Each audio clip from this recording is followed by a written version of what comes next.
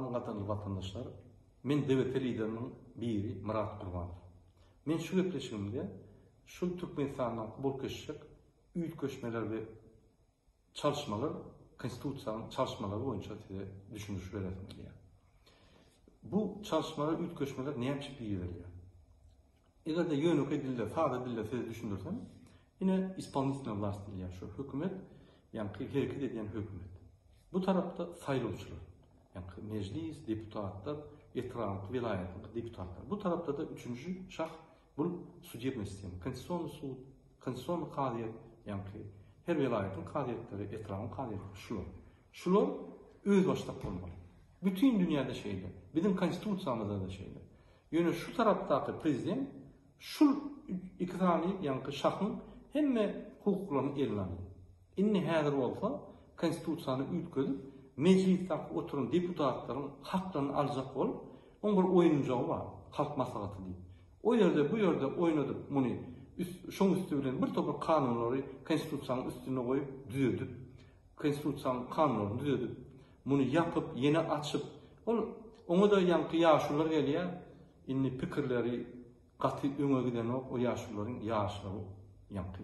Nime uğransam o belki şu hükümeti qo'llayanlar saylab, ular yani bir riyatda birini oturup ol eline alırdı. Hem yaşlıların eline alıp, düğün çöplerini alıp uygayan yaşlılar.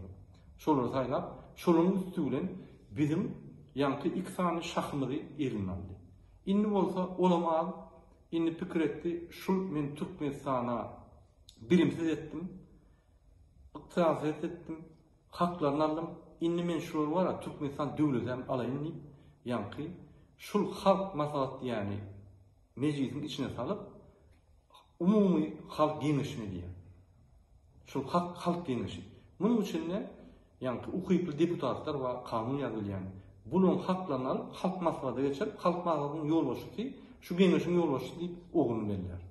Ondan bunlar bu tarafından prezident Berdi Muhammed, bu tarafından oğlu iki olup bizim devletimizde oğurlarlar. Şu maşinişti operasyon 20 sentyabrda kabul edilecek. Şuna karşı biz hükümet turmalı. Şu maşinist operasyada bunlar ederler. Şunu eden sonra gelecek 15 yıl yankı aktığı ötünçe şular yönü çalışardılar Putin medyatif yani. Şunun bunlar bizim kanunlarımızda oynap haklarını alıp bizi iççe de görüver değil, bizi vapşe birdat boyunca da karar etti. Şunun için, şunun ümün almak için biz 14 sentyabrda çıkıp şu bir kanun konstitusiyanın hareketlerini yatırıp referandum geçirmeliyip aytmalı. O demek ne hemen? Referandum demek şu konstitusiyanın şartları, tiyari konstitusiyanın şartlarını yankı umumu halk olup seçver saylamalı. Ona fevralda geçirmeli koronavirüsden sonra. Şonda da bir aydar yok deyip şonu. Şonda bunlar şu özgürlükleri, çalışmaları yatırırlar. Şunu ömün almak için 14 sentyabrda biz çıkıp kanun esasında adaletli, rahat mitingler geçirir. Yine şu konstitusiyanın özgürlükleri, çalışmaları şundan var. Başka da sorunuz olsa, kıyın görmem yarın, men çıkışlarımda size cevap veririm. Türkmen halkının vakti geldi, 100 yıldan olarak edilip geldi, inni adaletliğe yol açılıp başladı. TV'nin üstüyle açılıp başladı. Koronavirüsün bize kömek etti bir taraftan. Bir taraftan köp ziyan verdi. Bir topar bizim doğun aralışmalı. Ağırdan çıktı kehir olup. Yani başka taraftan şu rejimi boğuşattı, bize şans verdi.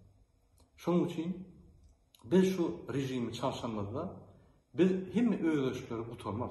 Bize yönü bir kapaçılıya. Öndü bir ulu kapaçılıya, ulu bütün sivilizasyon yolu boyunca bize bir yol açılıyor. Biz şunu katı öne gidip onu yetmeli ve ozmalı. Bizim halkımız adaletli, rahat ve bağ yaşamalı. Esas maksat şu. Şunun için şu 14'üne sizi çağıran bizim mitingimizden koşulun Türkmenistan'ın içinde olun, daşında olun.